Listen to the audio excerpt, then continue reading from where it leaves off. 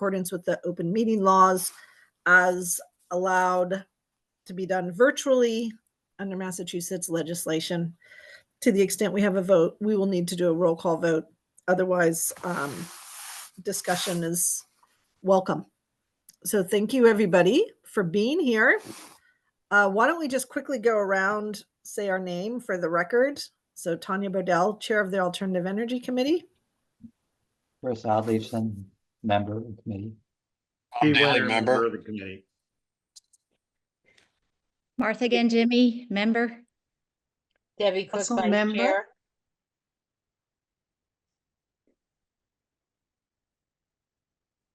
Barbara, I think you got overridden by Debbie. I said it.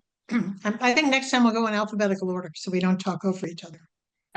Okay, I'll wait till last. Okay. That's Good idea. Steve. Yeah. All right, great. So we do not have a speaker this meeting. The first item is to approve the meeting minutes from the last two meetings.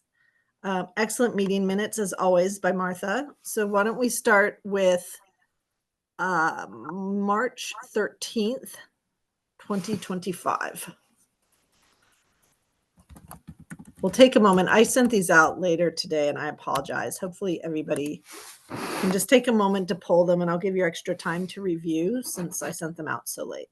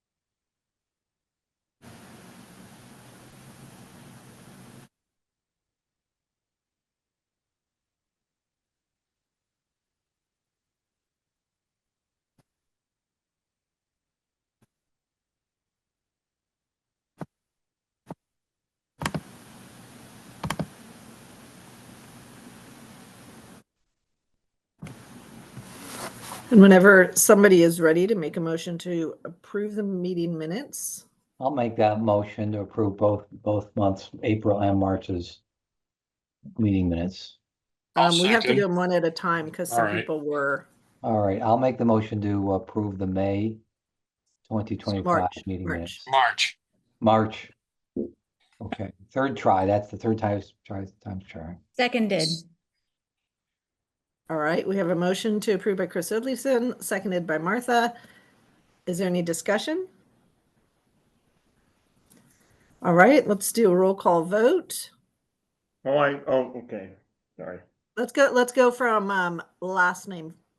Let's start with W and move to the front. Okay. A. Steve Winter, aye. Barbara Russell, aye.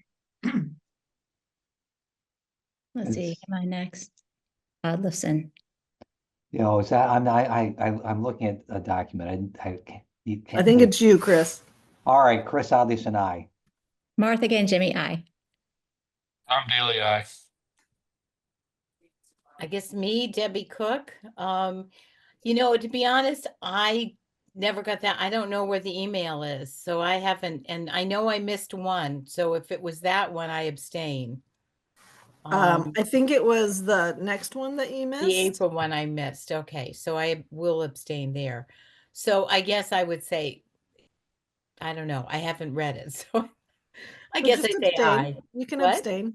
You can Okay, abstain I'll or say abstain aye, on whatever this you- too, because I can't find the email that with it. So Okay. sorry, I'm No. searching. And Tanya Bodell, aye. So it passes with 6 ayes, 1 abstention. Excellent. We can move to the April 10th meeting minutes. I'll give everybody a moment to review. Again, apologies for the late transmission this afternoon. Debbie, it'd be this afternoon probably after 2 o'clock. Yeah. Nothing. Absolutely nothing. I don't know. I have one question. Yes. Why is my under attendees, why is my name in boldface and underlined? I wonder about that.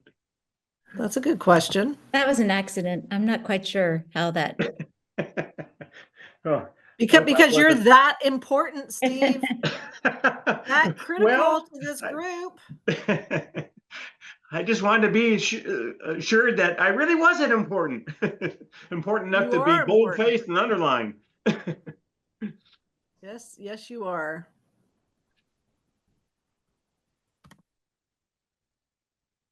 Oh, that's interesting. I don't see you as being bold-faced and underlined for April or March. For April. No, I'm not in March. I only became very important in April, I guess. Yes, you were. Yes, you were. All right. So when people are ready, I guess subject to removing the bold and underline of Steve. Oh, you're going to demote me now. No, we can leave it in if you'd like. I don't have you underlined in bold though. Oh, Yeah. well. So I'll make a motion to approve the April minutes. And I Thank you, second. Tom. Oh, you can't, Debbie or Martha, because you weren't there. Okay. I'll second. So Oh. Tom makes the vote. I'll second. I mean, you did obviously watch it. Yeah. All right, why don't we do a roll call vote of the people who were in attendance at the meeting, starting with Steve. Steve Winter, aye. Chris? Chris Aldish, aye. Doran is not here. Tom? Aye. And Tanya Bodell, aye. And then Debbie, Martha, and Barbara, if you'd like to abstain. Just say your name and say abstain. Martha and Jimmy abstain. Debbie Cook abstain. Barbara Russell abstained. All right, very good. So we have approval of 4-0 to 3. And again, it's sort of silly, Martha, because you clearly were there in spirit and watched everything to be able to take the notes. But again, excellent work, and thank you so much. Okay, so those meeting minutes are approved. Last meeting, I think we approved, I don't know if we approved or we deferred. I guess it's in the meeting minutes. The EV charging station meeting, yeah, those were approved. So Julia, I think, are we now completely caught up on the subcommittee meeting minutes? Yes. That's the Great. May subcommittee meeting minutes for the zoning bylaws subcommittee. Oh, so do we have a set of that you had distributed? Yeah, it was sent out on Monday.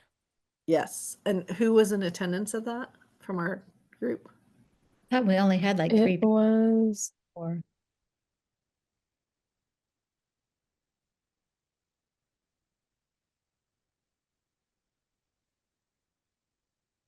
Martha, Tom, Doran, and Chris. All right. So why don't we give everybody a moment to find those? only half of us are here. So Chris and Oh no, three of 4 are. Yeah. Three. So why don't we take a moment to review?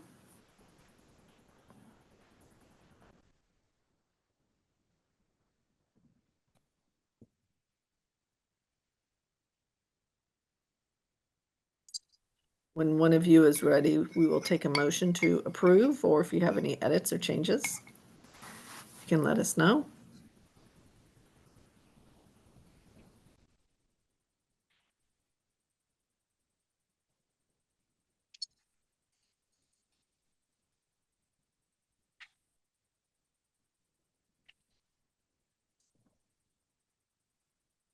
I move to approve.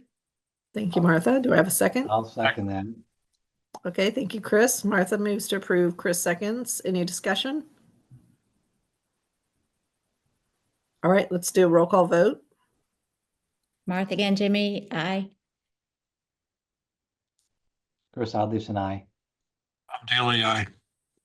Very good. Perfect. Those are approved. So Julia, if you could, I will finalize the meeting minutes from the Alternative Energy Committee. If you could, or I can take the meeting minutes that you had circulated, finalize, and then I can forward along for posting. So why don't I just take care of all three of those? Okay. Perfect. Thank you, Julia, for your amazing work in helping us get the subcommittee meeting minutes recorded and posted. We appreciate all of your help. And we're about to turn to you, but first, we're going to talk about marketing. And Debbie, do you want to talk about Cohasset Earth Day on May 3rd? Well, basically, we just set up this kind of the same display at Earth Day in the trunk of my Tesla, or the frunk actually. And Tanya came and Steve Wenner came, and mostly we talked amongst each other because there were not a lot of people at cleanup day. But we brought the little pinwheels and talked to a couple of people, trying to maybe get them to upgrade into the premium plan for for aggregation. And so it was more just a nice opportunity to sit and chat, honestly. But we made a presence there, I would say. So yes, and thank you guys for It's coming. always good to make a presence, and you are always so good about leading us in that, Debbie. So thank you. And thank you for bringing your Tesla. And Yeah. thank you for being kind to the rude people who told you to sell it.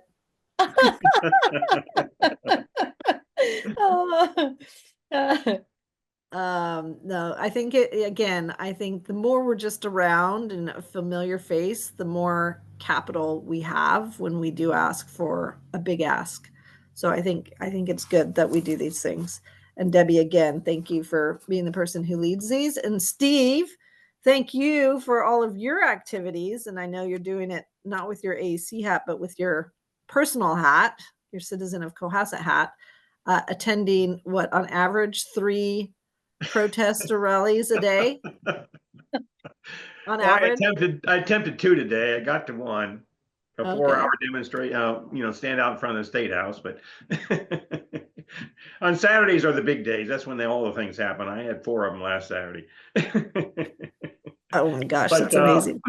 Seriously though, the fact that you and I and Debbie got together for Earth Day, that's good. And just the conversation we had among ourselves, and you were very helpful to me in understanding some things. So I was glad we got together and could talk informally in person. Yes, and I will note officially for the record, we did not have a quorum, and therefore being able to sit and talk was allowed. Right. Because we only had 3 people. So, and it was not an official committee session. So no, it was very enjoyable. And I just love sitting next to Debbie in the chairs that Steve so graciously let me take his chair and just chat about things. It was very nice. Thank you for coming. Gosh, my pleasure. My pleasure. Okay, great. So stroll topics.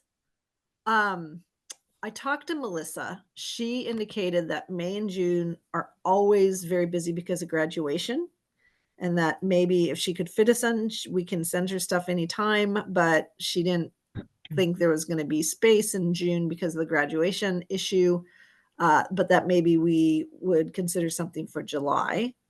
In the meantime, I did get news from our dear friends at Palmer Capital that we have hit the $500,000, $500,000 in savings mark. Oh, Woo, woo. that was like a drum roll with the data report. Oh, sorry. Sorry. Strike that. Nobody heard I that. had the chart Nobody ready heard to that. go. Well, let me just say, if in theory we had that type of news, because I'm not saying it happened, we're thinking maybe it'll happen in May or June, but if we had that news, we might want to consider sending that to the anchor, because we've also gotten inquiries from the anchor anytime we have news to share. They would most certainly like to hear about it. Chris, There why it don't is, we, since man. we've already talked about it, bring Yeah. up the data. Let's see what it says. Lower right-hand corner, man, 500, $1,020, $29. And you- Woot, woot. Isn't Can I that get a great? Wow. woot woot from everybody? Woot, woot. Wow, that's Yeah. great. Isn't that awesome? Yes. And, let me see if I can bring up the email. Hold on a second. Yeah, hold on. The email, is, stop share again. There we go. Okay, share. All right, so take a look at the second paragraph there. That sort of tells you where we are with respect to the inverters. And the saga continues.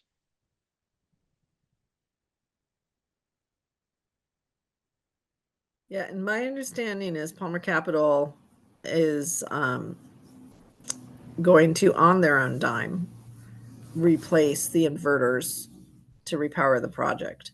As we've noted, it's decreased in output.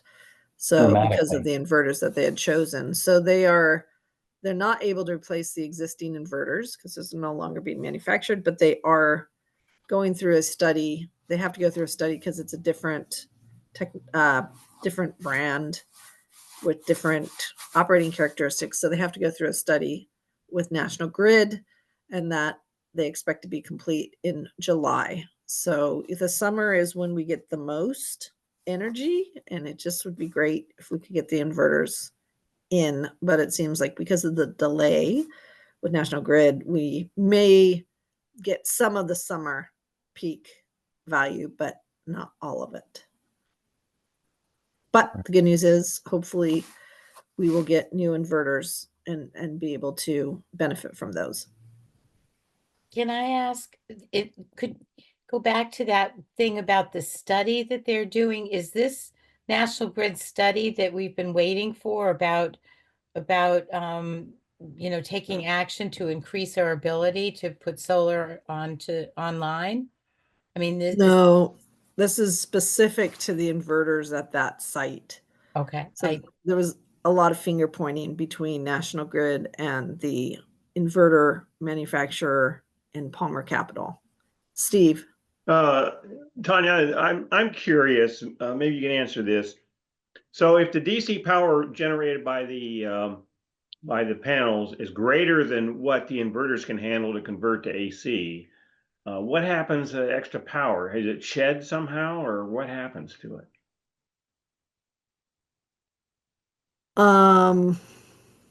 If the inverter, You if know, the- the inverter yeah. takes the DC power and converts it to Yeah. AC. Mhm. So, I mean, but that's after the DC is generated, right? So if Mhm. I'm confused, if the panels generate more DC than the inverter can handle, where's the power go? I think it either trips, in which case it trips off the solar. There was a lot of tripping off of the inverter, which was tripping off the solar, in which case it doesn't get produced, doesn't get sent anywhere. The other issue that could be happening, which may be the case, is the losses for the inverter could be higher, and therefore the efficiency is lower. And for every 1 kilowatt hour produced by the solar panels, you would get less Okay, coming so out. that would have to be dissipated as heat somehow. Yep. Yeah, okay. Which probably solar makes it panel. less efficient, which increases the probability of trips. Yeah. Okay, thanks. Mhm. So before we leave this, do you remember when we did the birthday celebration? Yes. And I was thinking this would be appropriate to have some similar thing, some photos and things like that. That will really draw attention to the $500,000. So that's why I think maybe we have the anchor, see if she wants to do an article on it, and maybe we can get some budget from the town to do one of those big fat fake checks for $501,029 from the inverter. We could say from the Cohasset landfill solar energy array to the town of Cohasset. That'd be cute. That would be, or whether we just stand up there with balloons or something and just, make an announcement or figure out something. Because I remember, there's nothing better than having some sort of photo op and Yeah. to announce this, because it's pretty monumental. This is. I agree. I think we should. So do we, I think timing wise, it would be a faster news story if we talk to the anchor. They might ask us to, share the information, share a chart, share the pictures ourselves. I don't know. I'd be willing to help with that since I just met with Laura Winters and Hillary, so I'm happy to. Oh, good. Give me marching Okay, orders. Barbara. and I'll If we do can it. put that on you, and then if you could coordinate a time, ideally they'd have their photographer take pictures. And we could also obviously take pictures while we're doing it. But let us know. And maybe you could doodle poll or somehow figure out when can we get, I'd love to get everybody on the team. So, all right, so just, if we could just back up a little bit, specifically, what's the ask? The ask is, it's an information than an ask. The information is the solar energy array has just hit the $500,000 in savings mark. We'd like to recognize that, talk about how this energy is being used and how, even though it's halfway through its life, it's already generated $500,000 in electricity cost savings, that it only represents 10% of the town's municipal load. And we'd like to do more. I think the point of the article is look at how great this has turned out. And to the extent we have new roofs on the schools going forward or other opportunities, the town should want more solar. It's not for cost savings because it's greener and cleaner, right? Yes, That's we can the talk about that objective. too. Yeah. We can Okay. translate it to how many trees it's equivalent to, how many cars it or how many emissions it offsets. Yeah. We can Good get all that footprint. information. Right. Yep. So I'm just doing an action item for Barbara that she's going to write the article for the anchor, find out when it's going to be Whoa, whoa, published, whoa, whoa. Did I say yes to that? and coordinate the picture. Now let's start with Barbara's action item is to coordinate with the anchor to do a piece on our old landfill solar energy array, Yeah, having okay. hit the $500,000 mark. And maybe the article could be something along the reasons of 500,000 reasons to go solar. And also, once again, if they want us to sort of coordinate a photo op or something, I really think there should be something of us celebrating it, standing near it, like we did with the birthday cake and stuff. So I agree. I think that's more powerful than Okay. just words. Champagne, I like champagne. Works. Champagne. Yeah. I think let's I do want a big fat check, one of those big fake checks, and I want it Okay. written to the town of Cohasset from. So I can coordinate that, Barbara, Okay. as All right. time happens. So we'll talk. And do you want to try to get Melissa to take a look and see if she can tuck it into the next issue? Yeah, most certainly. Ask Melissa if we have an article ready to go on that. Great. I think I had drafted one. I'll have to Okay. take a look. Good. So if we have one drafted, we can give it to Melissa. But what we did hear from the anchor is they don't want to take an article that is in some other magazine and try to recycle it. They want their own. And they just want news. They don't want Puff pieces. Op-eds. Yeah. Yeah. Okay. But So this this is seems new. like a good one for the anchor because it's news. Yeah. Yeah. Good idea. Good point. All right. And there's also a new venue, I mean, a new, not venue, vehicle, the South Shore News. I don't know if you've heard of it, but they have one for each town. So it's a startup, but so that's something too we should kind of keep in the back of our minds. Is that South- print?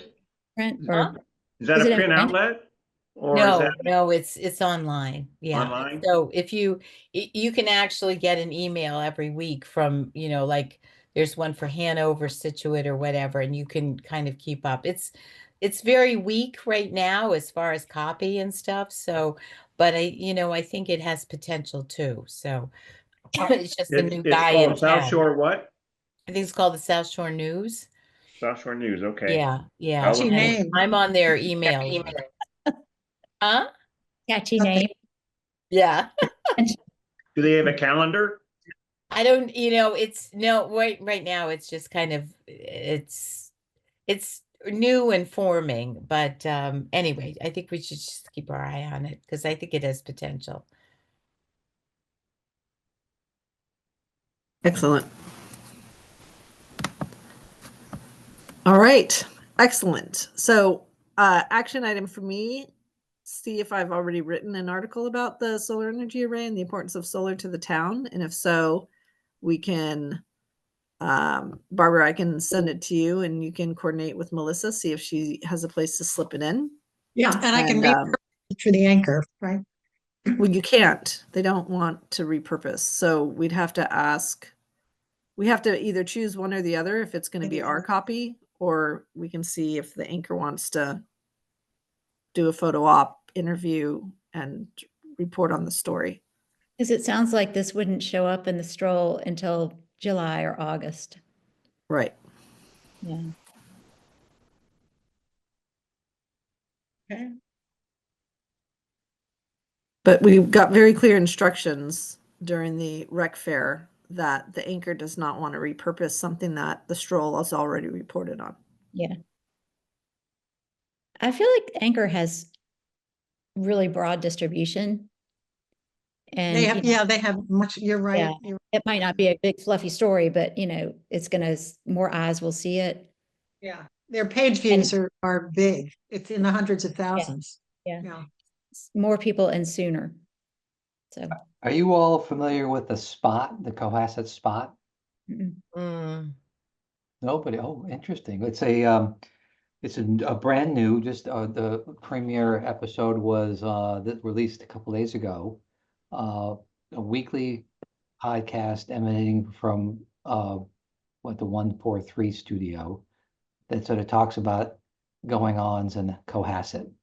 ah, And they featured the Hall on Highland and their inaugural sort of podcast.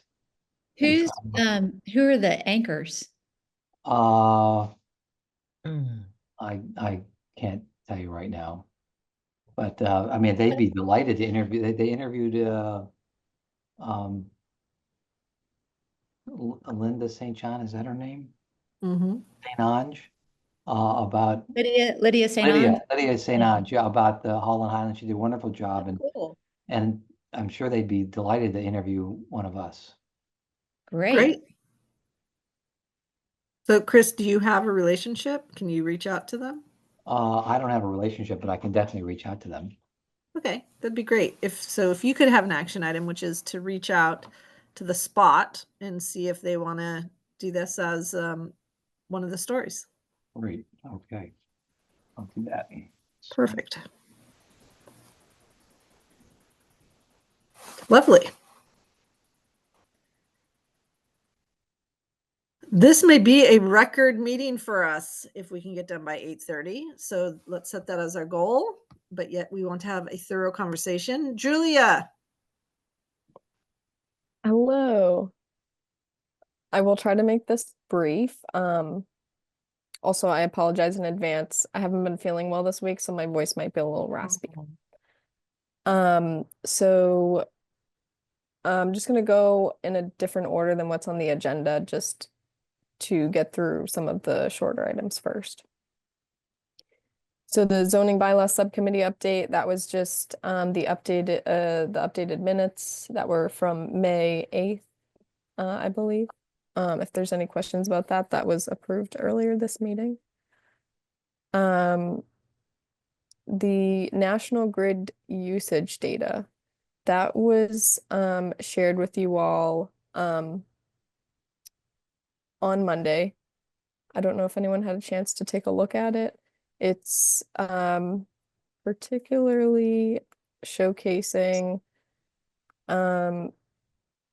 National Grid electricity and gas usage data for the calendar year 2024 and 2025 as of April 16th. That was the cutoff date. And Is that as far back as they can go without going into the archives? no, I think I can go back farther. I just didn't know how many years back you wanted to see. But I think I can go back maybe a couple more years, maybe 5. Oh, so do you have direct access to our account data? Yeah, so this is pulled from Mass Energy Insight. Oh, okay. Yeah, so it was just pulled directly from there as a Excel And it's just CSV. total. It's not broken out by building. It's broken out by, let me just open it. I think it's broken out by like department in a way. Okay. Yeah, so it's broken out by middle school, high school, water department, DPW, Deer Hill Elementary, Fire and Police, Harbor Master. Yeah, so it's like goes down through most of the departments.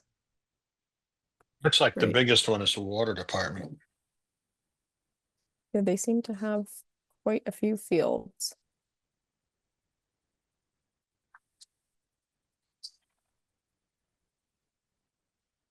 The largest consumer is the schools, followed by the water department Yep. because of the pumps too. So it's not just the central location. They also have pumps throughout town for the water pressure. The one at this end isn't working.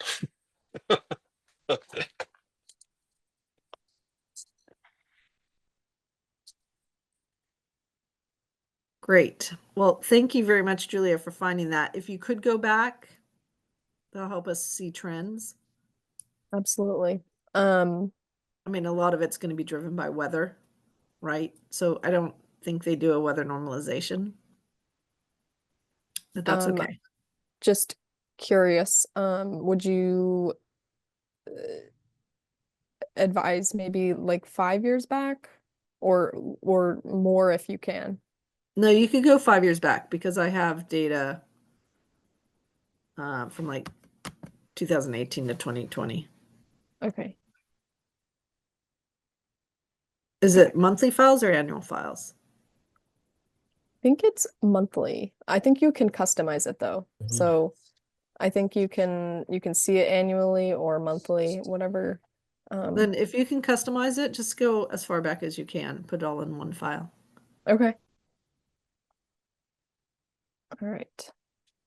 Does anyone have any other questions on the National Grid usage data?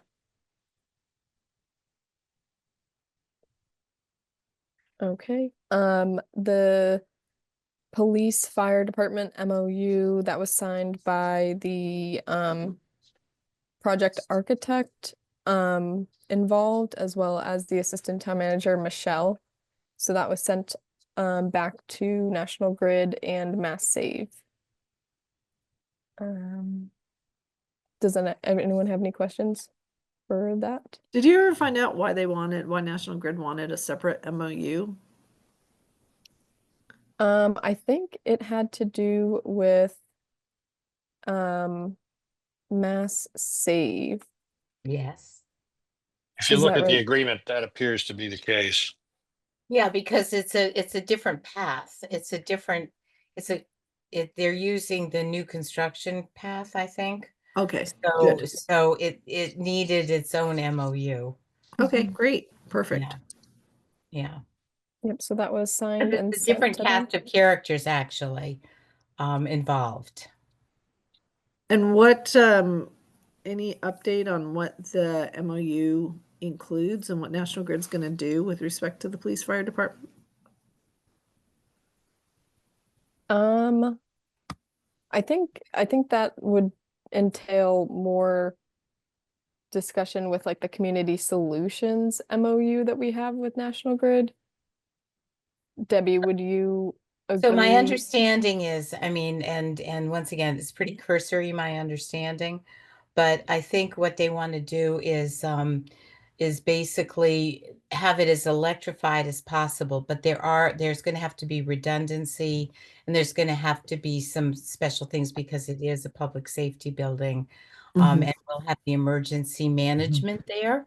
So so there's just that's basically the goal is to early on while they're still drawing up all the plans is to try to electrify it as much as possible, recognizing redundancy and also the public safety aspects.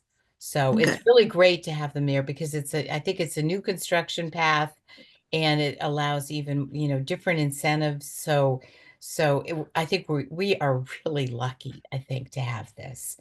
It's going to save us a lot of money, I think. I agree. That's great. So, how are we, Julia, are you the one who's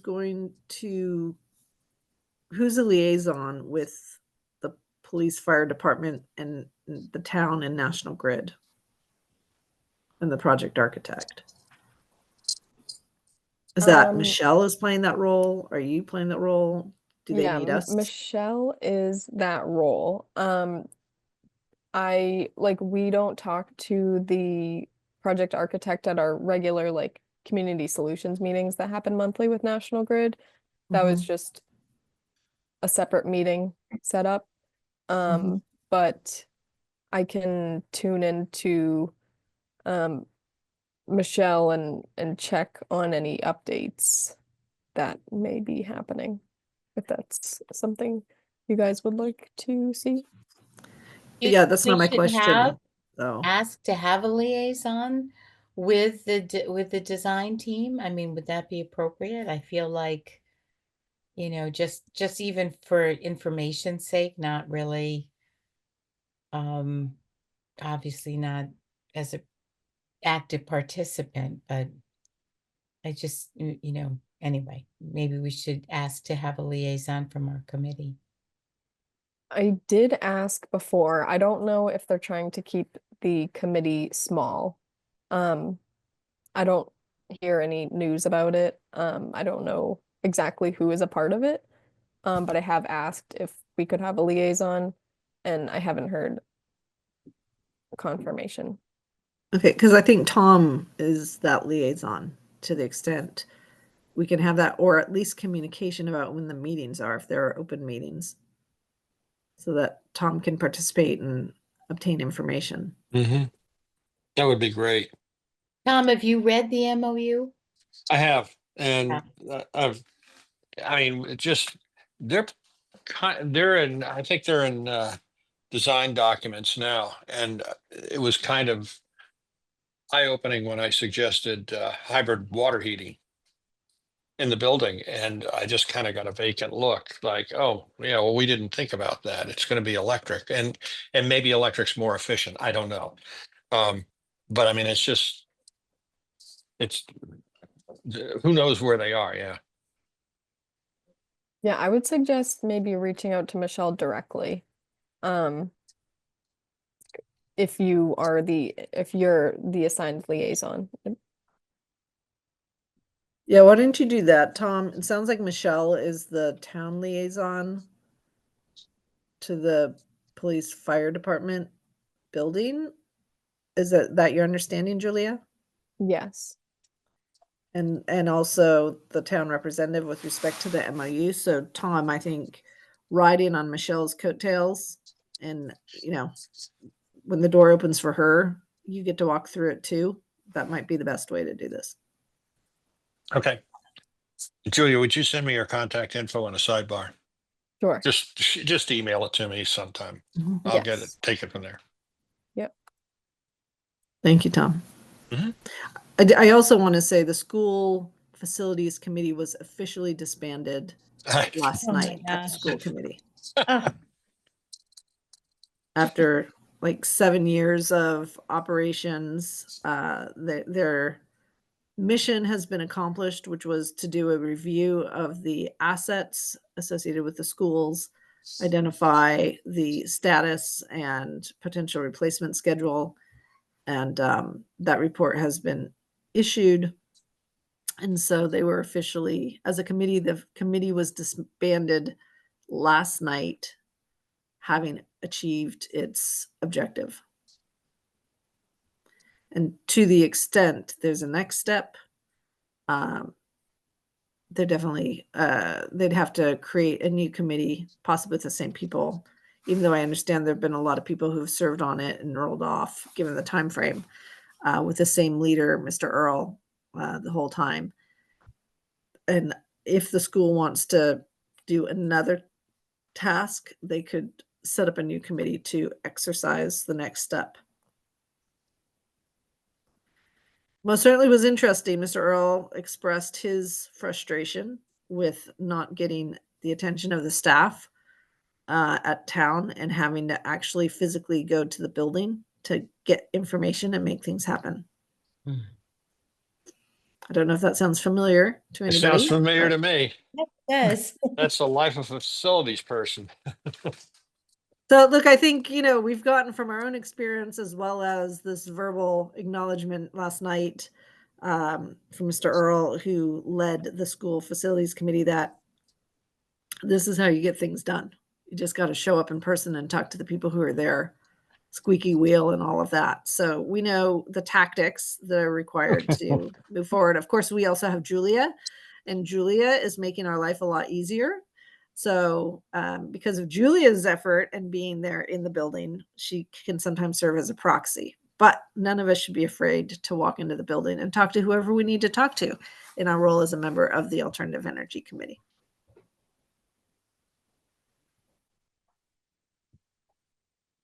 Great. And then the update from the facilities director, Julia? Yes, Nick Berardi gave me a brief update. It was immediately following our last meeting. Mhm. The design engineer is in progress. The goal is to have 90% plans in by June, and then they'll start looking at putting together the Green Communities grant to coincide with the HVAC bid. And they're also, he mentioned that the windows will be replaced prior to, as part of the weatherization of the building, because that goes hand in hand with the HVAC. Green Communities application has to be done. Oh, good. Okay. Yeah. Great. So that is still in progress, and I'm checking in with him regularly on updates. Does anyone have any questions? So National Grid is also involved heavily in the town hall too, right? And they said Mhm. any incentives that they can give, the building has to be buttoned up first. It's got to have the windows and, and so in order to give us any incentives on any HVAC or any of that stuff, they will the windows need to be done and the weatherization needs to be done.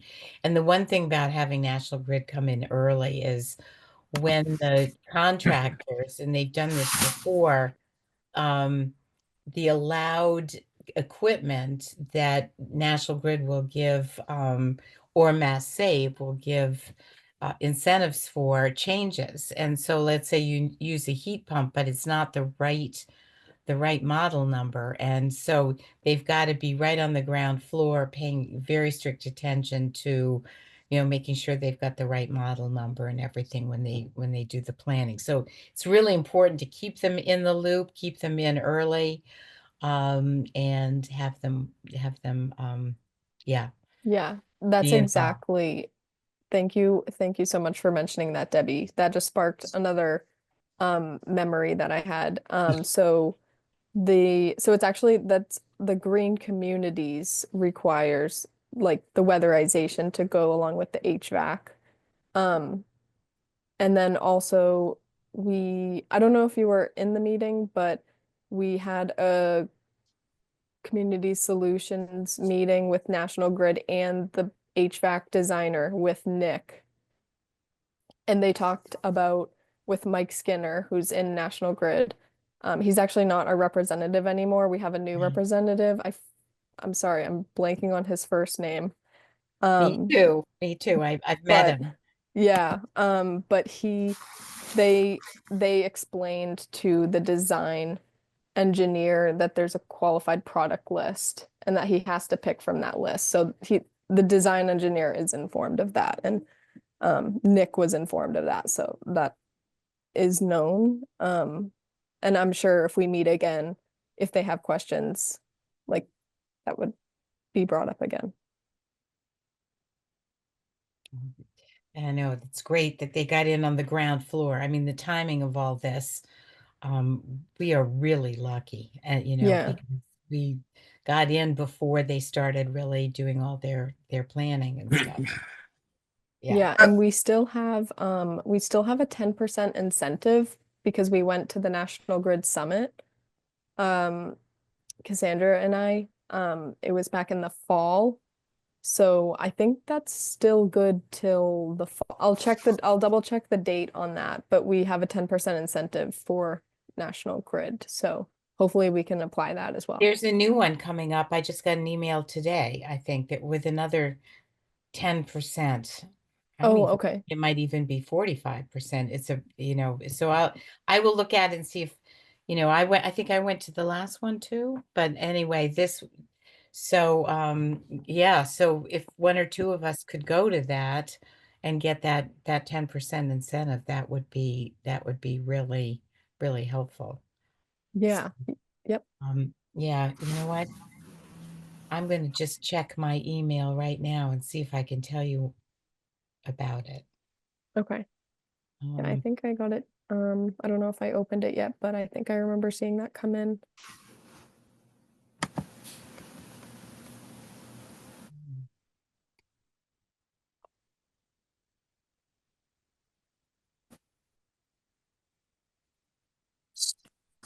I will just say, as Debbie's looking for that, I don't know if we're lucky or if we're good.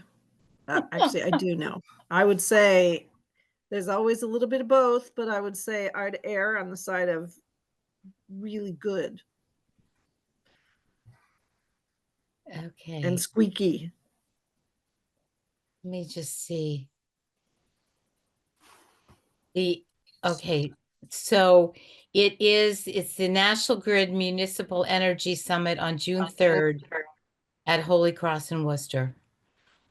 So actually, I'm going to open this and see what kind of cost it is. But you do get credit for it. Okay. 10%. Attendees will receive a project incentive certificate for 10%. And that's at Holy Cross. Okay. Yeah, that would be a good question for our next community solutions meeting if we can use both of those. Maybe on the project for the fall. Or if we have projects in the meantime. Right. So anyway, that'll be really important to follow up on and sign up for June 3rd. It's a Tuesday. Okay.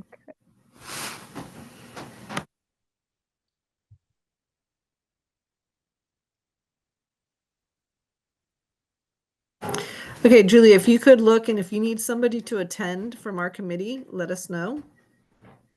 Okay, I will. I don't know if it was also extended to facilities too. A lot of times those invitations are sent to like Nick and Jake. But yes, I will send that out to you all in the event. I mean, Anyone- I just want to make sure, we've got 8 people on this committee. So if for some reason facilities can't go and you have a conflict, I have a conflict, but Maybe Steve can give up one of his protests and attend, or Debbie could go, but we have people who can I go. have something, but I'd give it up and I would go. So if somebody wants to go with me, Is that this would the be, National Grid? Is this the thing we went to, or I went to like a year ago at I Holy think it's, Cross? yeah, I think It's a I think it is. fantastic event. I mean, I don't You think want to I'd go pay- with me, Barbara? Yeah, of course. How could you not want to go to Worcester on a beautiful day? However, you've got the craziest, busiest schedule. So June 3rd, check it, see if you can. So Julia, just coordinate with us, because I think we want to make sure we get that 10% credit. Yes. Put it as a W in the AEC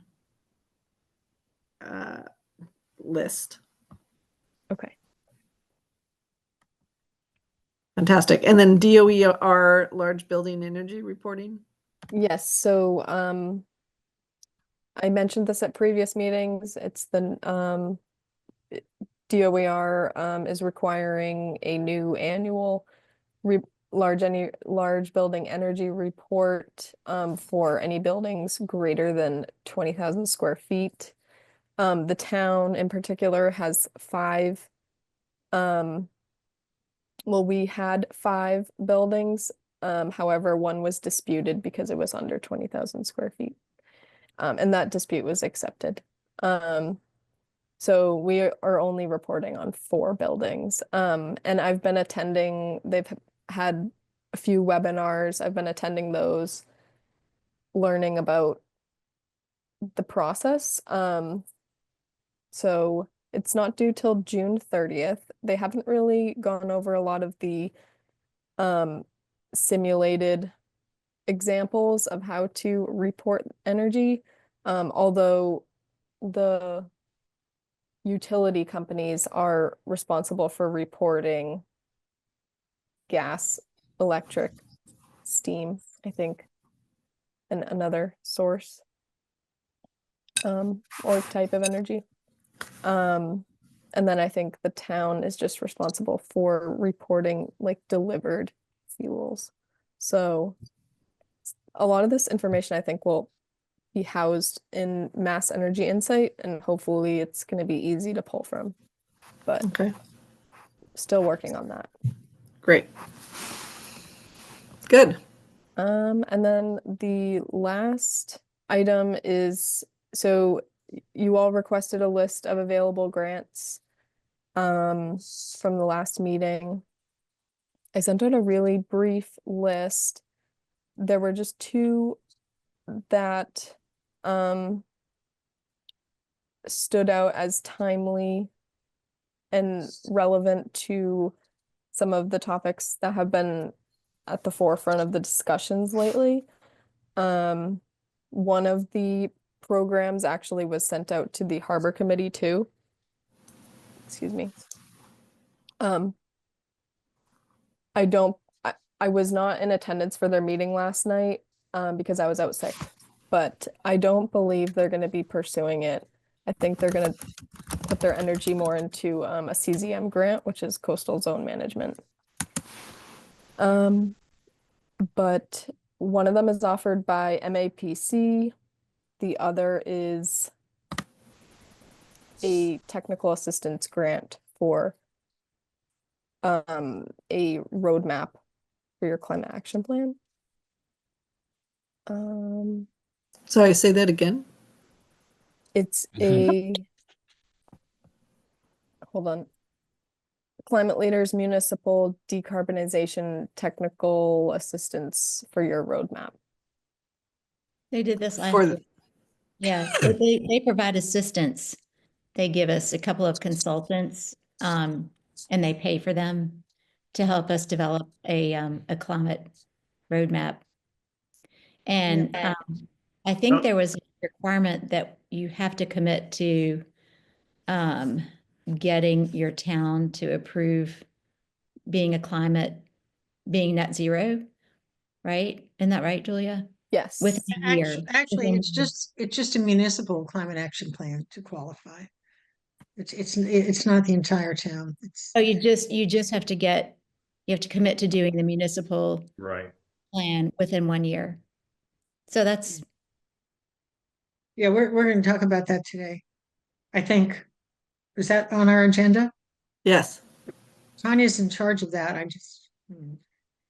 your name's Okay. next to it. I saw that. That was sneaky.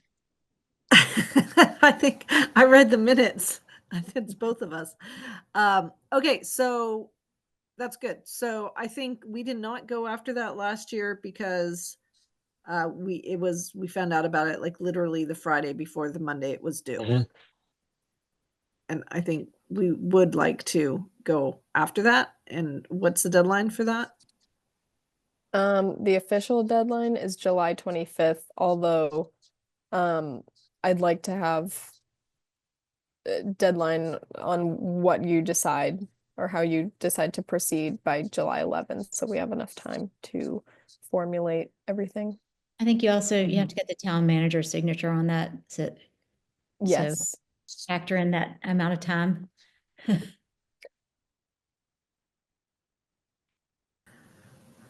Okay, so I'll incorporate that in.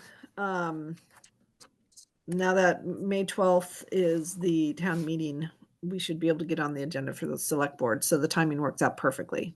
We should get approval by the select board to pursue this in May.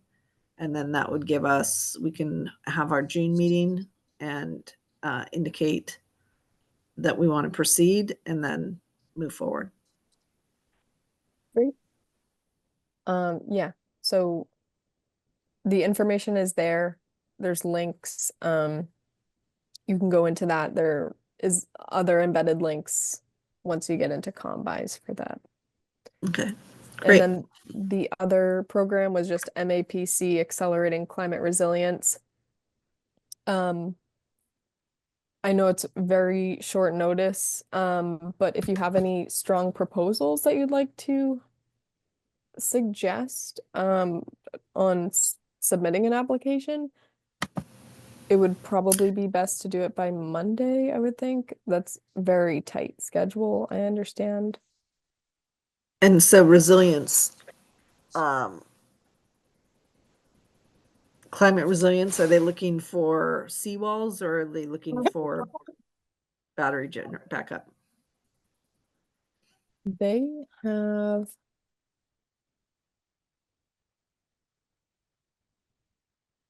if you click on the link, it opens up and they list like invitation for proposals. Or actually, hold on.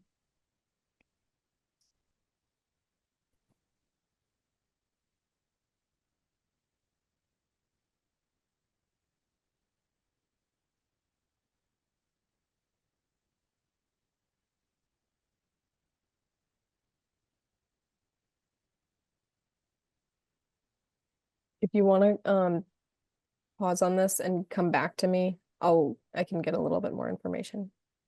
Okay.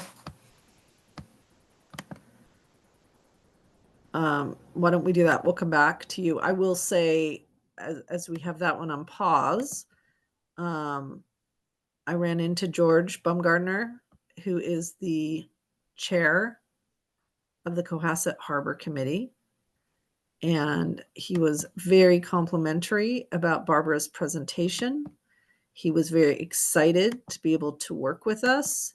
He thought the climate action plan made total sense as something that would be useful for them, and that he loved the thought of us working hand in hand to identify grants and ways that we either pursue them together or whichever committee was the most squarely in that grant area. So Barbara, I want to thank you again for your outreach, which resulted from your article in Stroll and your amazing presentation and discussion with the Cohasset Harbor Committee, because it left a very positive and lasting impression.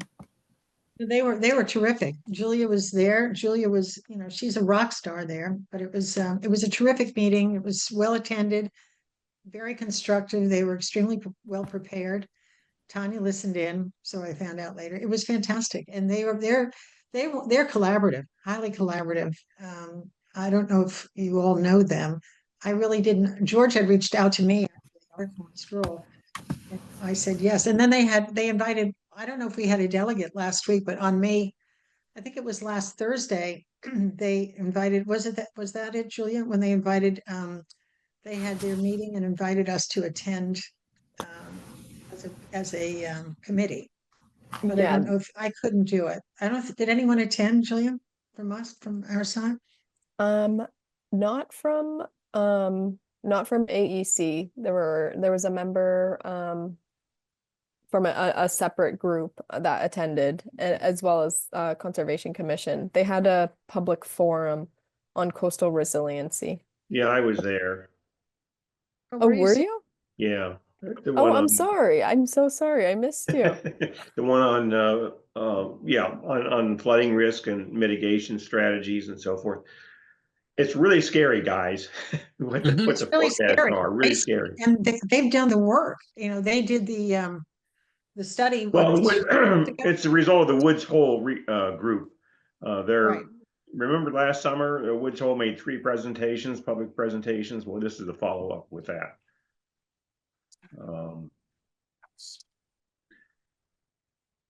Yeah, I'm a bit puzzled why residents in Cohasset aren't more worried about this, but I mean, when they presented the flood risk, oh my God, 100% chance of an annual flood that's going to inundate the village by 2050. Yeah. It's scary. They've done the numbers, and it's all on their website. I mean, it's all on our website. It's on the town's website, all of the data.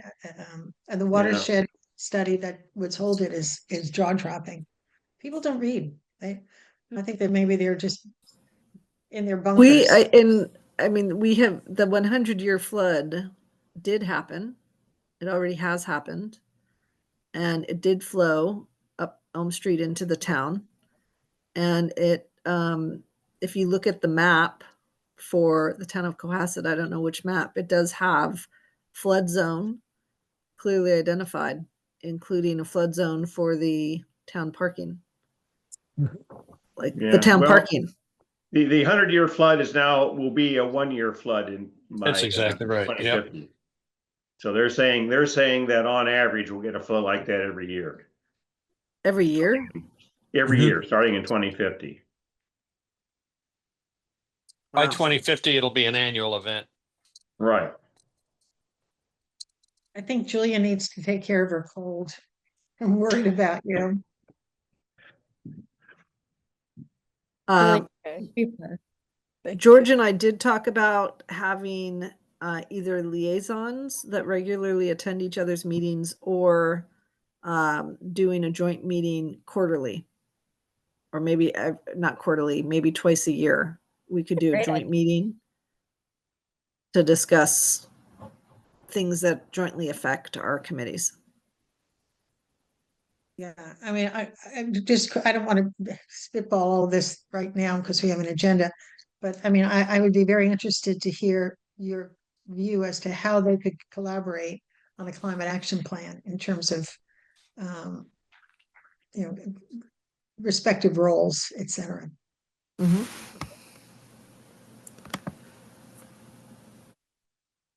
All right. Anything, Julia, on the details of what kind of grants they're looking for that you would need information from us by Monday? So some of the key action area items and recommendations that are their priorities are prepare for and response to the threats of climate change, accelerate the transition to a clean energy future, address regional water challenges, decarbonize the building and transportation sectors. So I'm not sure if you have like ideas already formulated that I might just not be aware of. But if you have ideas that you've brought up before, but they might have just not fit other grants and you want to pursue them now, we could put this in. So say the list, I mean, half of those are in our area of focus. Yeah, So can you read that again one at a time? prepare for and response to the threats of climate change, accelerate the transition to a clean energy future, Okay, address that's, regional, hold on, just slowly. That definitely is us. Next one. and then the next one that relates would be decarbonize the building and transportation sectors.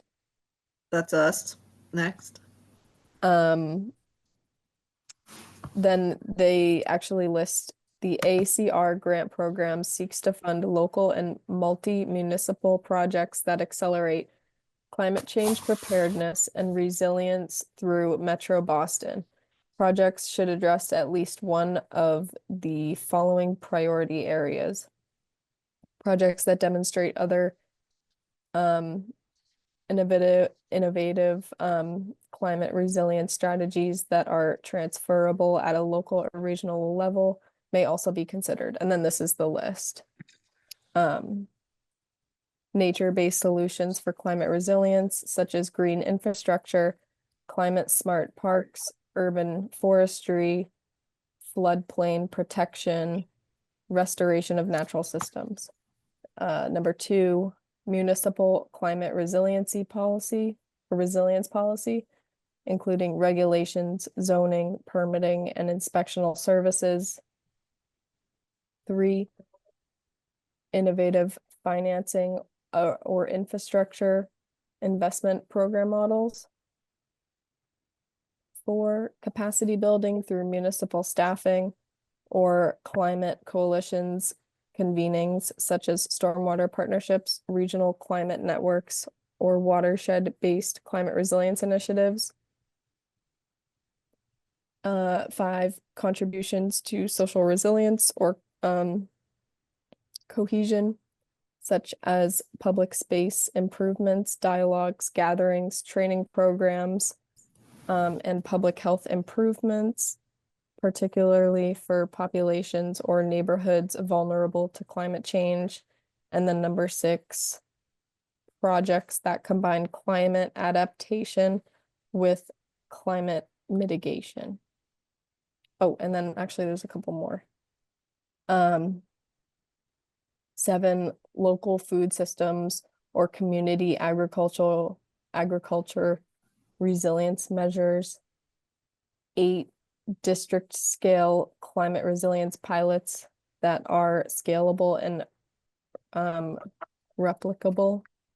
9, innovative public outreach, engagement, and education efforts, including artistic, cultural, or creative projects that advance climate change knowledge or action.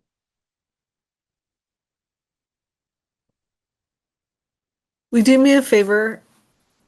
Do you know Patrice May at the South Shore Arts Center? I do not. That last one might be something she'd be interested in. Oh, okay. If you could mail that to her, the link with that excerpt, I can give you her, I'll do a quick introduction of her to you.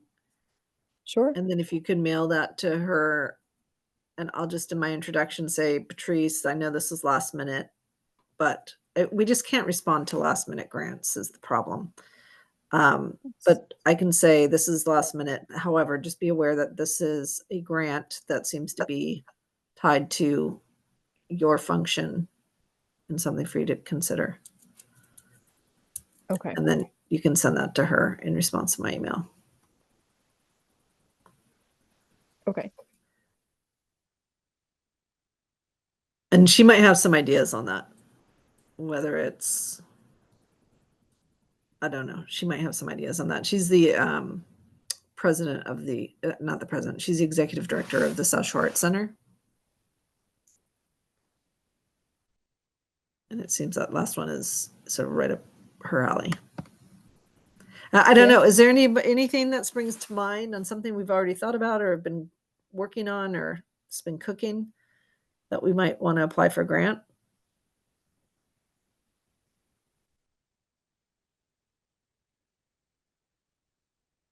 Do we think it'd be worthwhile to ask for money to do a study on optimal places to put electric vehicles charging stations as part of a move towards electrification of transportation? That's a good idea.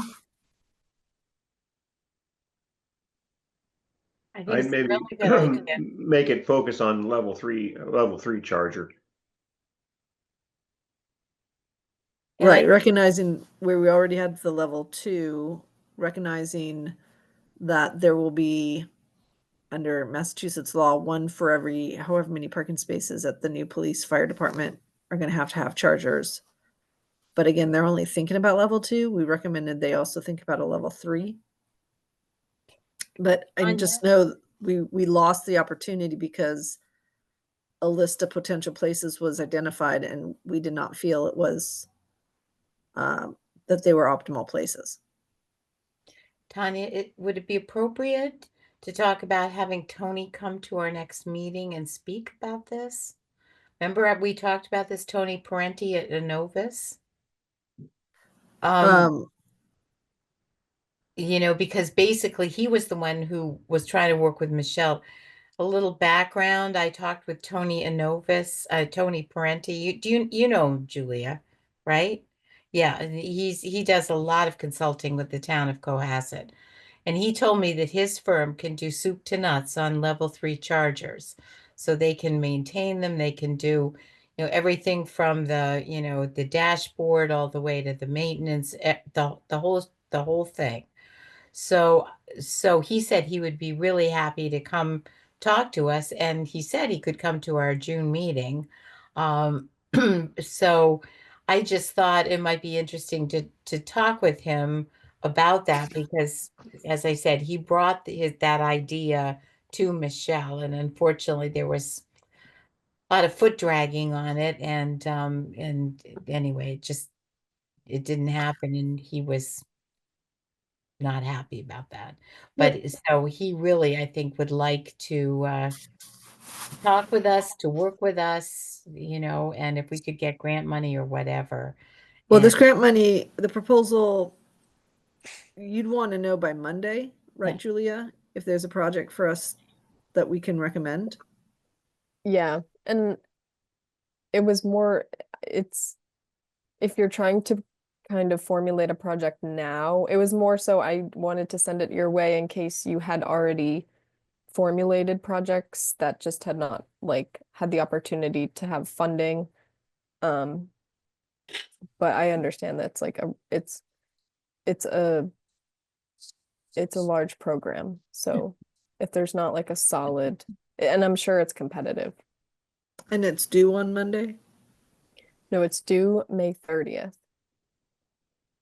But I would probably suggest having an idea by May 12th if you were looking to apply. Right. One of an active idea that we had was in rejecting the proposed sites, we established an EV charging committee. We looked at what the proposal was.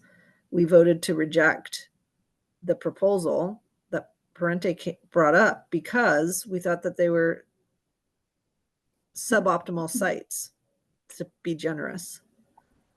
And we did not agree with the location of the sites. We didn't see why any of those sites made sense.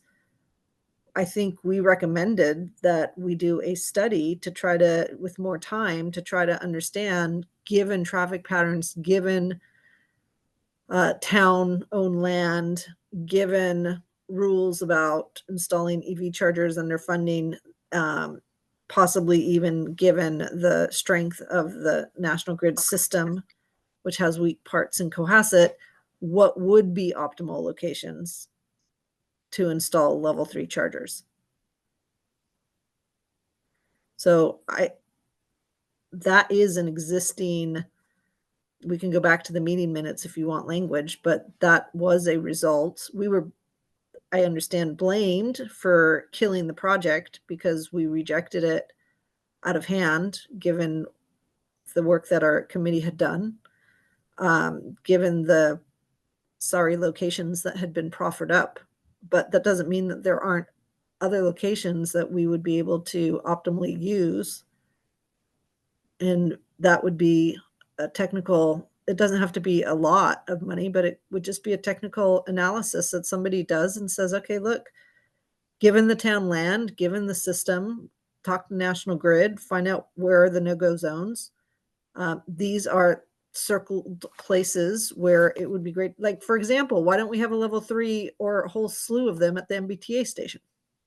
That's not town land, but maybe we could work with the MBTA. If we had somebody who could do that type of technical analysis as opposed to what appeared to be a hodgepodge proposal of locations that didn't make any sense, I think that could be very valuable. I don't know. The EV, I wasn't on the EV committee.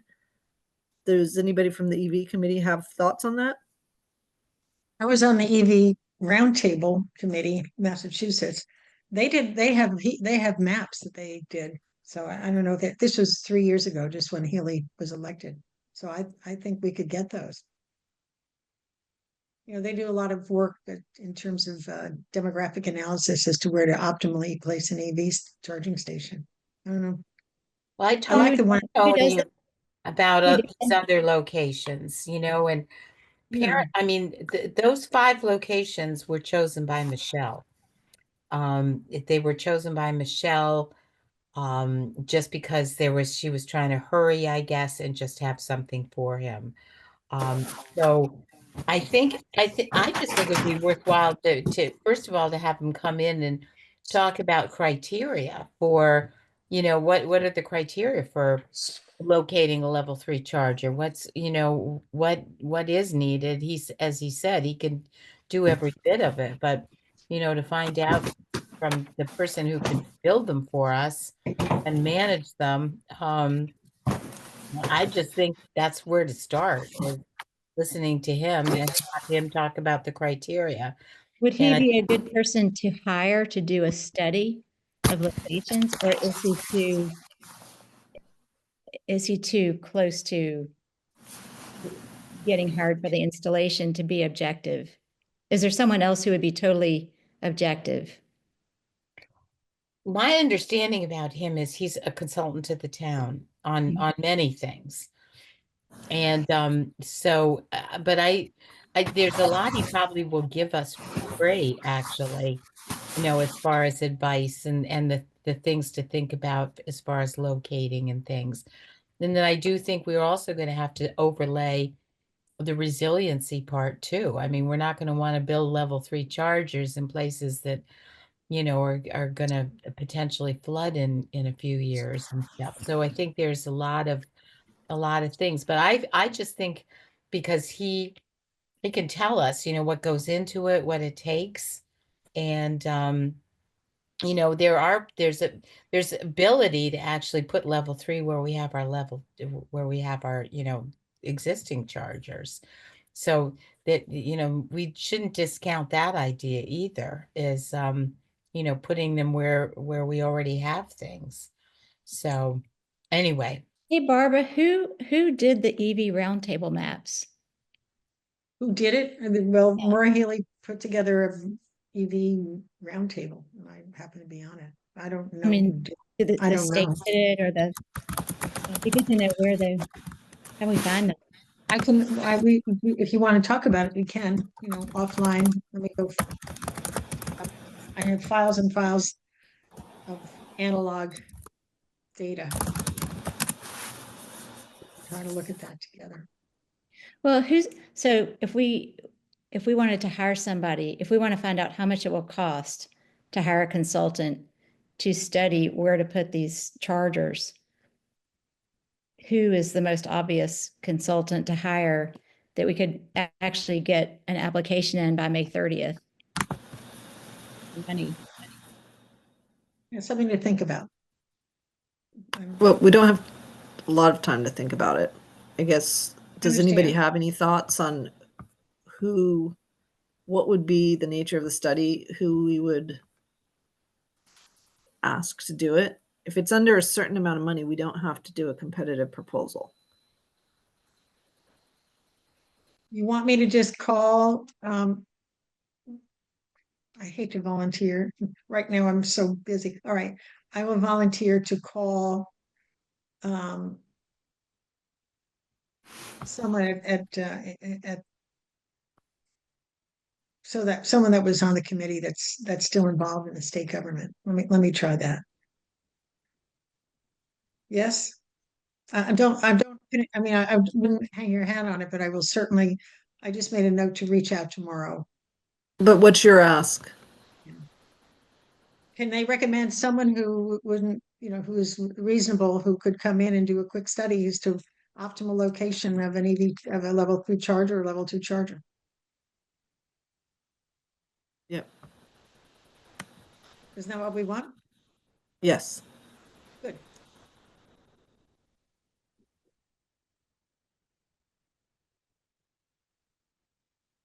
Does it make So sense? Julia, what do you think? I mean, that squarely fits into the conversion to electrification of transportation. Um, I think it could be worth a try.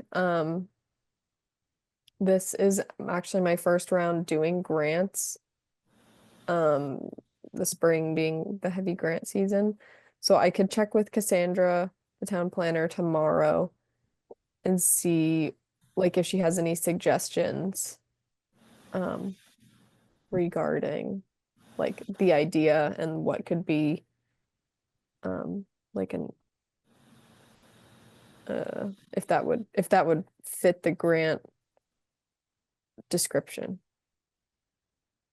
I mean, that's just something that sprung to mind because I believe that was a recommendation our EV subcommittee made after recommending that we reject the proposed sites. There were other factors as well, by the way. It wasn't just location. Do you think, Julia, maybe you should talk to somebody like Michelle or whatever and see? I don't want to beat a dead horse about Tony, but I mean, whether she feels that he has enough information to be able to help us with this. I mean, it just feels like he knows the town intimately.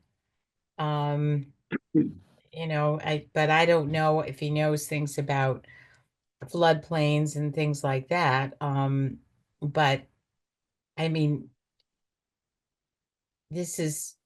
I don't know where you find somebody who can do it all, do everything all together and who's affiliated with the town. So anyway, I'm not beating. So maybe that's a call from Julia to Tony, or maybe Barbara, you could call Tony and say, look, we have an opportunity to go after a grant. Is there money that you think would be helpful to help us figure out where to put level 3 charging stations and whether or not it makes economic sense? Well, I think you should ask him if he feels able to do it. I think he might be insulted that you're asking for somebody else, him to recommend somebody to do it. This is like a real estate agent talking to the old lady in her house over tea and saying, do you know anybody who wants to sell their house? Like, I think it's a kind way of asking. Do you know Well, of anybody? you guys And think if he about wants to it. say him, he can say himself. And if it's not him, maybe he has some other idea. Right. I think, can- Julia, the other option is on the move to renewable energy. Maybe this is a grant opportunity for the police fire station. If you recall, we told them that we would go to Select Energy to try to get information on what they felt could be placed at the police fire station site.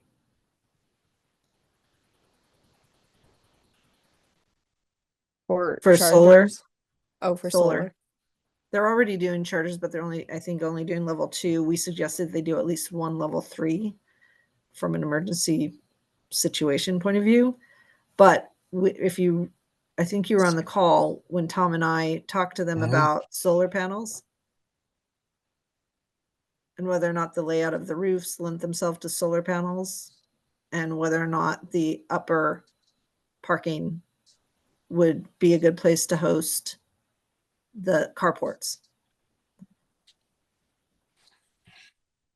Okay, so share this grant opportunity with that group. Yep. Tom, what do you think? Yeah, I'm thinking back. I do think so. Yeah, I mean, I think there's opportunities there that they're missing. but I don't think it's huge because looking at the roof design it was pretty small output potential there. The And I roofs don't, are always going to be small, but I think the I'm not carports sure were the bigger. carport would get up above grade enough to get the, except for 3 months out of the year because of the sun angle. But somebody needs to study that. Well, that would be the Yeah. study. Yep.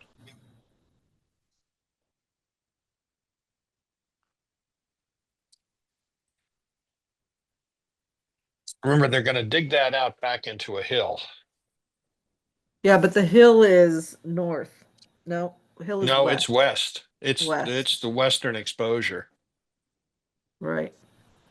So the sun would be on it all day, perhaps blocked by the hill. I think Except the in the- issue was the parking spots were facing east-west, which meant Correct. if you did carports, they'd have to be, we talked about it staggered, right? Yeah, exactly. Not But the normal. you could still aim the solar panels in the right direction easily back there, Mhm. if the hill wasn't in the way. Mhm. But that's a gut reaction. Somebody'd have to take a look at it at the elevation. So that would be, I think that the architect and the engineers do have people who would look at that, but they weren't going to do it for free.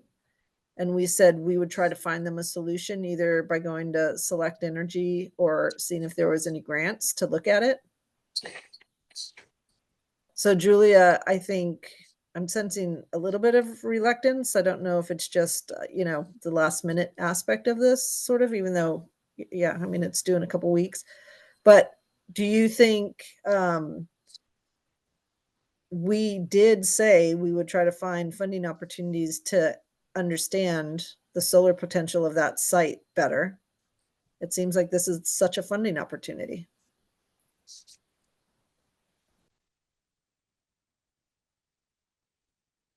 And I thought the engineers had said they had people who could look at it, but there was reluctance on the town's part because it would cost more money and they didn't want to spend more money.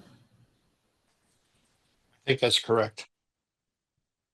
And I do think it's worth exploring. Maybe while they're at it, they can look at hybrid water heaters. So at Mass Energize, I met this guy, and I'm sure this isn't a totally innovative idea, but basically they install solar panels, canopies at MBTA stations and other things. They do all the research about the feasibility, and basically, they install it, and then the power they have, I think, a share of power sharing with the town or whatever.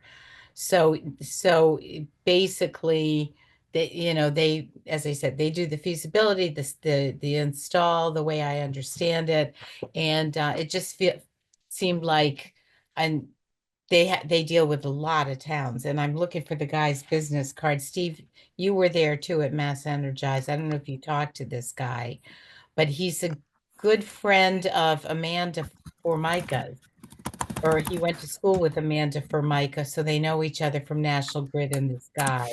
I'm sorry, And what's his name again? I'm trying to find his business card, so it'll I take.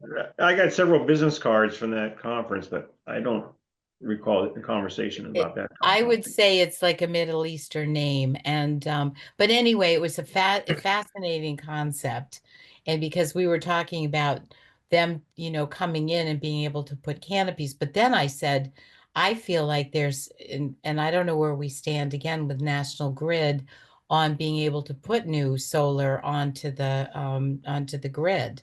I mean, aren't we constrained by, like we can't do community solar and stuff because we have those constraints?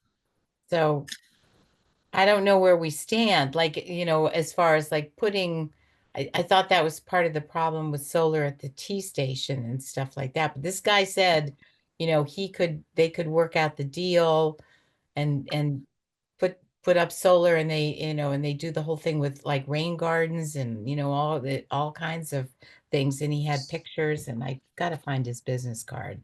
But, I thought, wow, this would be really cool if we don't have the National Grid constraints. And he said, before they get involved with any project, they will look at whether there is room in the system to put the power in, and the whole solar, obviously the output, they do all of that. So I know we had pinpointed a bunch of sites, and anyway, I just thought, wow, this would be really cool. So the problem we've had before with the MBTA site, which was in the queue, the problem we had is about 1.75 megawatts. The issue was not whether or not National Grid system could hold it, although that is an outstanding issue in general, but I think we got to just keep moving forward and not be frozen by that. The issue was nobody was willing to take on the liability of opening up the asphalt and seeing what kind of potential hazardous waste was underneath. I don't remember that. Huh. That was because we actually did have the people who had done the Hingham place. We finally, they switched hands multiple times. We finally got a hold. This was Steve Girardi was helping us with this. If we go back to, I think, our 2018-19 meeting minutes, it talks about that. So we've been targeting the MBTA station as a potential site until we ended up finding out nobody was willing to take on the liability. The developer would not take it on, MBTA would not take it on, and the town would not take it on. So somebody had to be responsible for opening it up and finding something. We had people saying, oh my God, as long as I've known there's nothing hazardous there. It was an ice skating rink. What salt from the ice, what kind of hazardous waste could there be? But the point was nobody was willing to take the risk. And this And we applies to couldn't in get doing a waiver. carports, right? Like doing carports on Yeah. MBTA sites. Yeah. So they'd have to they wouldn't dig up the whole parking lot. They just have to open up some of the asphalt and then put the column, the post that's holding the carport site. But I wonder why the same issue didn't come up with the Nantasket and the Hingham Park T parking lots. They put solar canopies there, and I don't, again, we were perplexed as to why anybody would think there was hazardous waste under the parking lot at the MBTA. Was that just like a rumor? I mean, It's an somebody excuse. just tossed that out and it got legs somehow or something? I look, I think the old Cohasset light plant that Oh, Drea did Yeah. had a higher likelihood of having PCBs and toxic materials, and she ended up being able to renovate it with no problem. So I think I think Tom's right. It's an excuse, but it's worth, if here's a developer who's willing to look into it, dig a few holes, that'd be worthwhile. Well, That I is was a just thinking, sweetheart site. we could, I mean, this doesn't help with the grant application, but, having Tony come and then maybe this guy come, once I find his business card, to talk about how his company functions. And because it sounds like they take, I mean, they design it and do the whole thing and research. Mhm. So Well, let's do it. Let's have both of them come in at different days. So June and July, they can be our Okay. guest speakers. So if we can do an action item for you, Debbie, to research and see when they can come and who can come.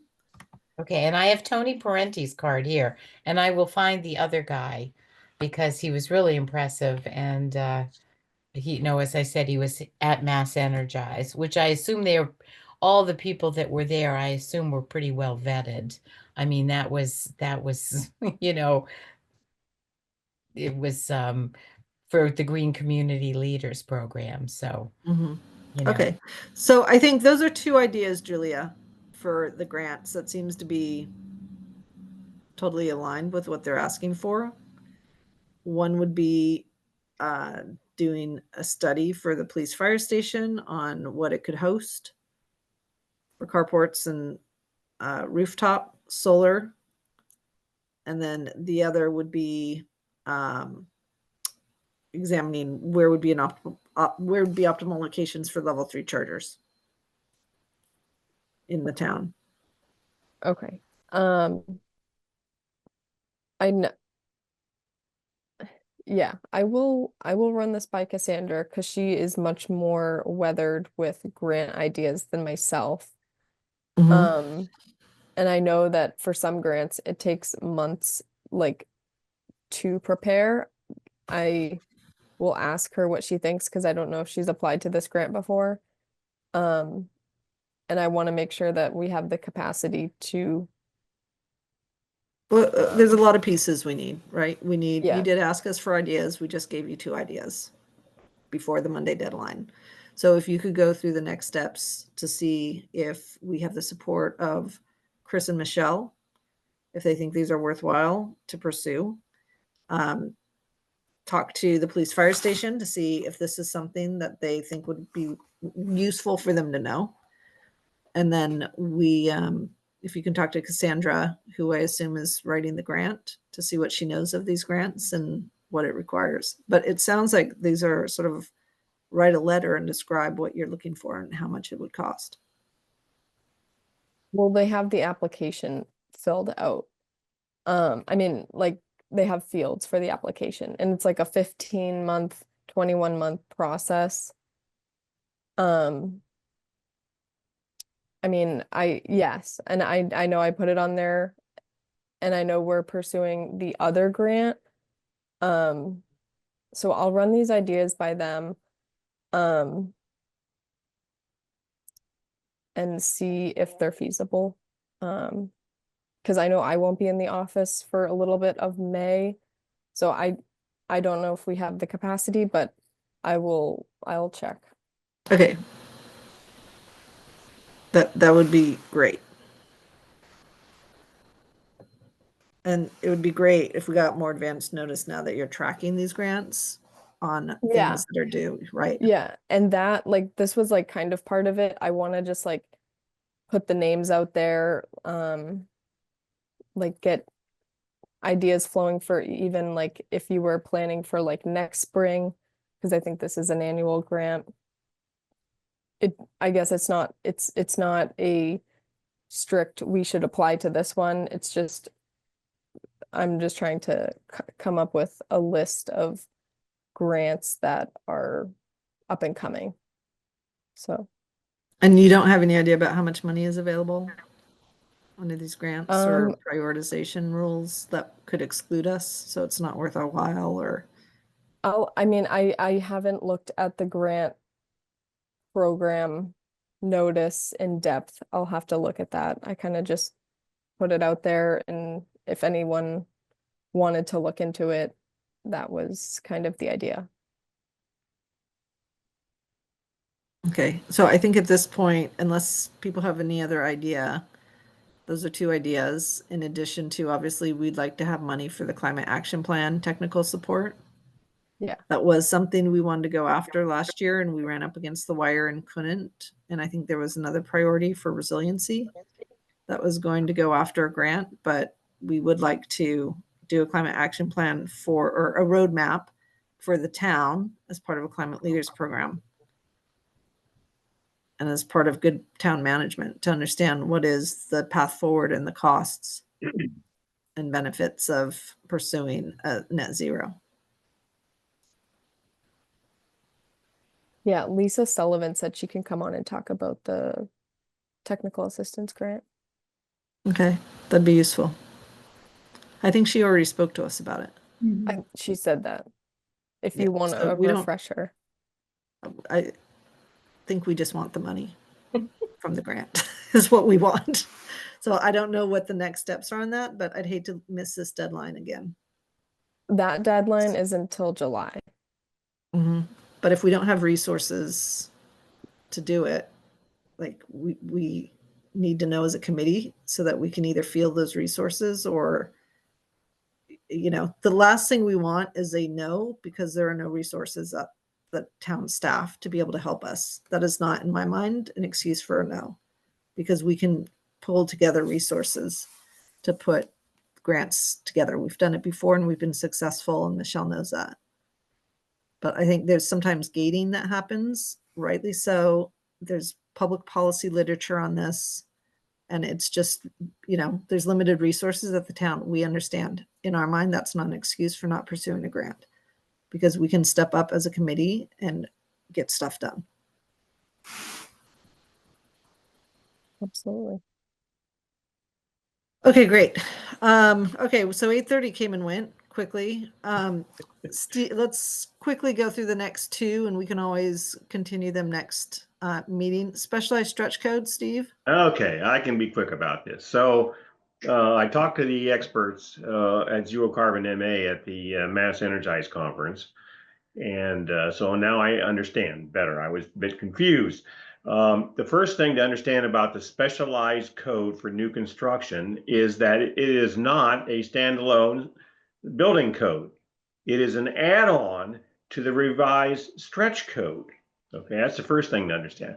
So if you adopt the specialized code, you still have to adhere to everything in the stretch. I mean, if you adopt the specialized code, you have to also follow everything in the stretch code. The second thing to understand is what happened to the home energy rating, the HERS ratings, the home energy rating system requirements. Because 2 years ago, they were in the specialized code. But what happened was that DOER moved them out of the specialized code and put them into the revised stretch code. Aha. So everybody has to obey the more stringent HERS ratings, you know, the home energy efficiency ratings for thermal leakage in a home. Everybody has to obey those who is a green community and follows the stretch codes now. So that's the heavy lifting part. What's left in the specialized code is not really very much. It's either that you have to build your new house as an all-electric house, and the experts are now saying with the revised stretch code that it doesn't make sense to do anything with building an electric house. But anyways, so you have to either have an all-electric house, but you don't have to. If you want to put in a gas boiler, okay, just make sure that you wire the house, wire your new construction, so that eventually it can be converted to all electric.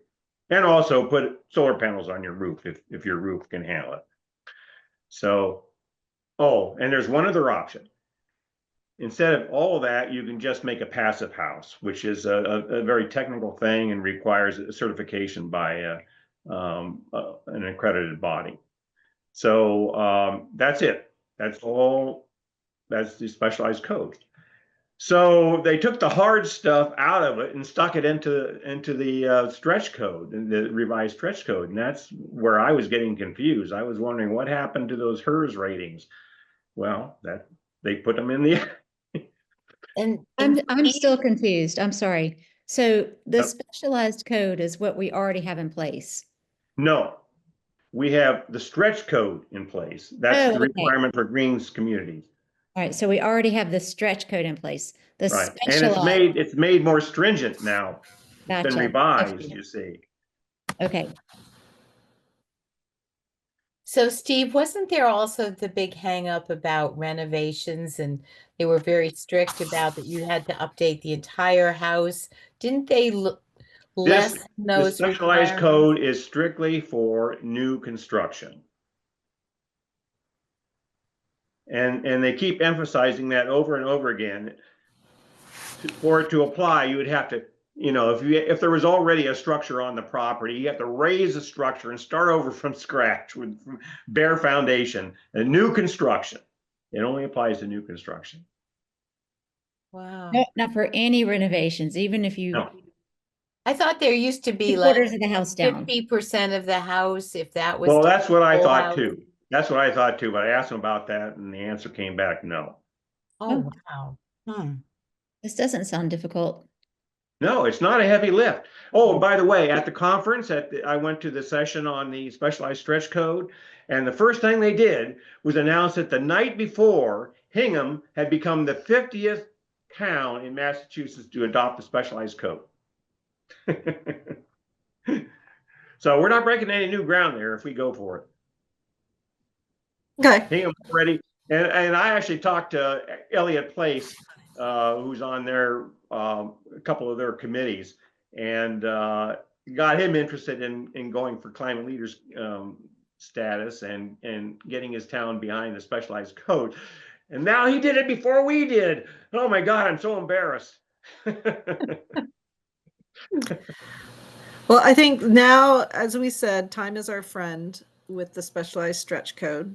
That has proven to be the case, where there's not much of a difference between the specialized stretch code and the specialized code and the stretch code. So I think if there's a way to summarize this or a link that will summarize it, that can be part of our presentation to the select board, which is we do not think this is as heavy a lift as it used to be because a lot of the hard things have now been put into a stretch code that we are subject to.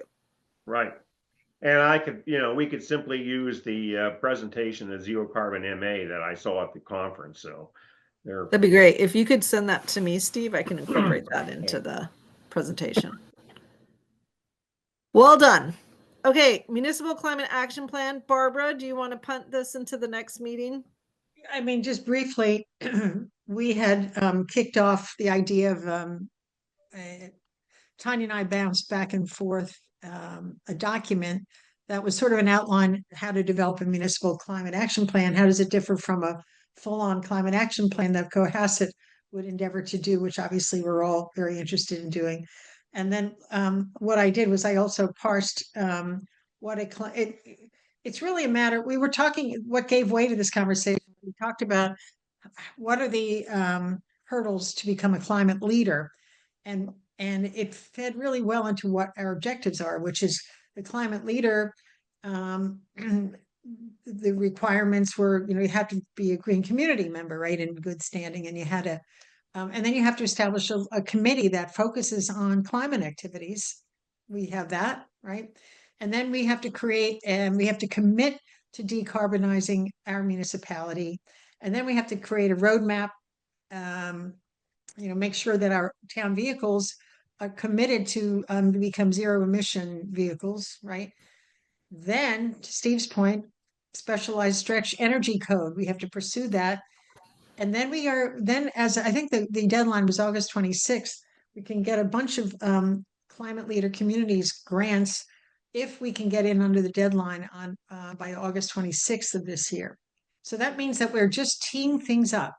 We do have to be in the process of creating a municipal climate action plan, which should be a precursor from what I've researched. I'm sorry, it's past my bedtime. So there's nothing that has to go before town meeting or anything. It's all.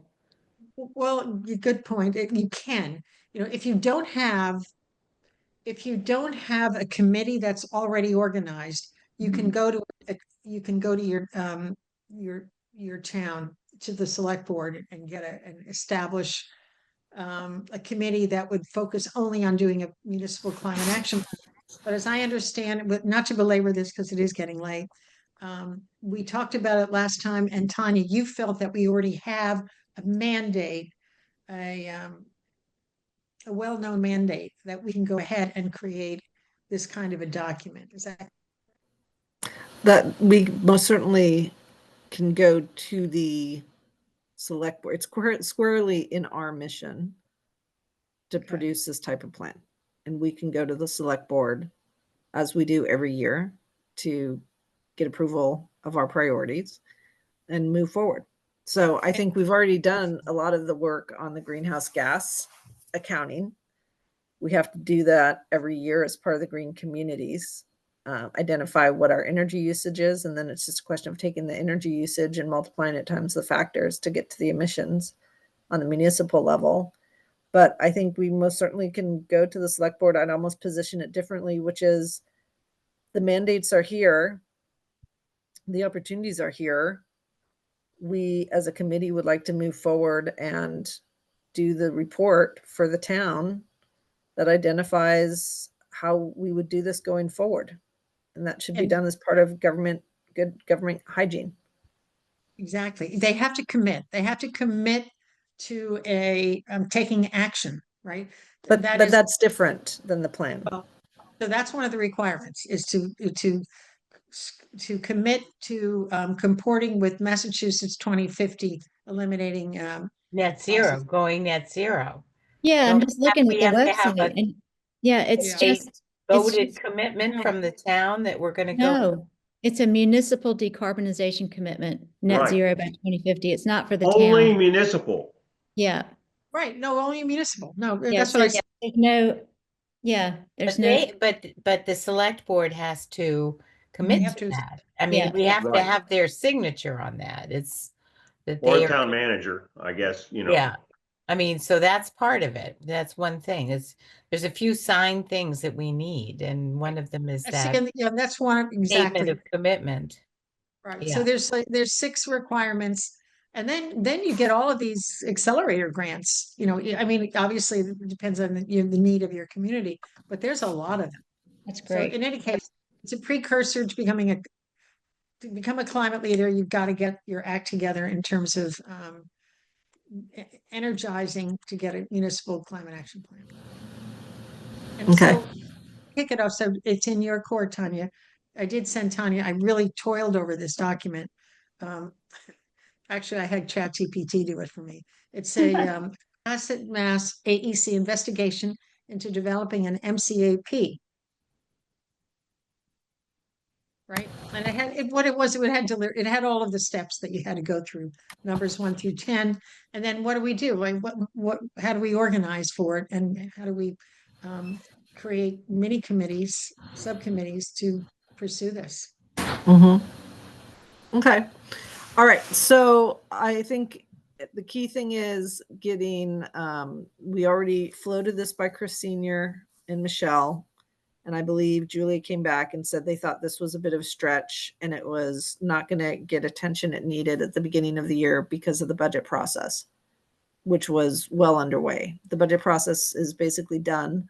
Town meeting on the 12th is going to put that behind us. So now's our opportunity to go in, get some airtime, and explain what we want to do and why.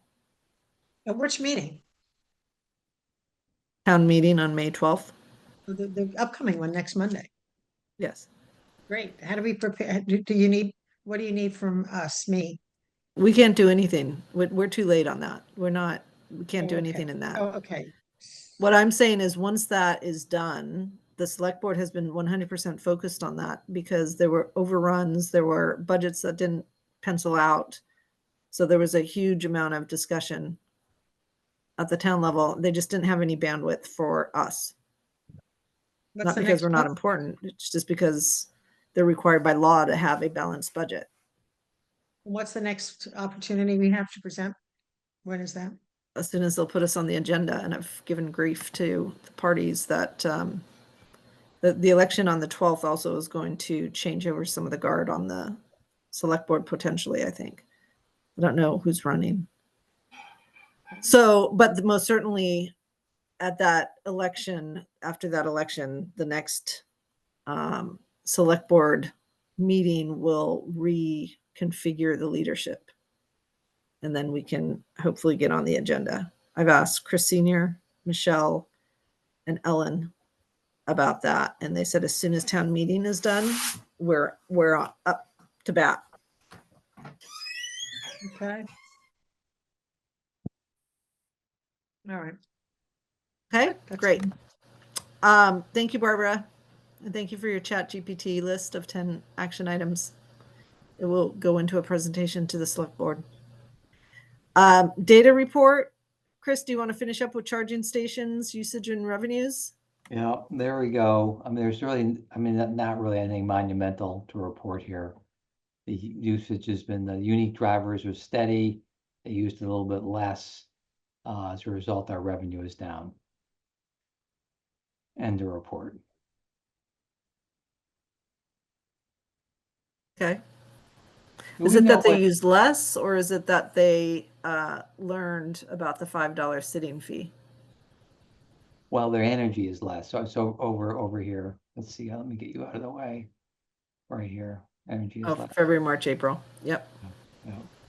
Do we know what Yeah. does the town pay for their, do we know that yet? Was that in one of the documents, Julia, that you sent around, what the town pays for its per kilowatt hour? I can look into it. I don't know off the top of my head. All right. I thought that was a tough number to come up with. I don't, It shouldn't be a tough number to come up with. We just have never been able to get it for some reason. that'd be great. Then we can just sort of do a quick compare of sort of what we get in session fees versus how much energy we're paying for. Or we know how much energy we're paying for, but what was the total cost? Yeah, when we set the price at 22 cents, that is more than the energy cost, but we don't know what the delivered cost is. Yeah, so that'll be a simple, I can do a couple simple calculations and we can get a sense of how many tens of dollars we're making each month. Okay. But, and again, this was another reason why the EV committee recommended we not, as a town, not move forward with the level 3 charters that had been proposed by David and his team, Debbie, because the dollar value we're getting from the level 2s, we're not promising with respect. I know they're different. Level 3 is different than level 2, but the usage in the dollars we are getting for the level 2 chargers, we're not promising as to what we'd be getting for the level 3s.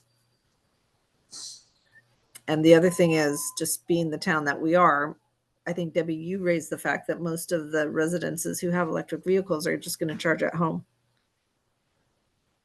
or charge, half their Or- tank in 5 Or hours. if they're really cheap like me, they'll go to Stop and Shop and charge for free. Yes. Which I'm enjoying as well.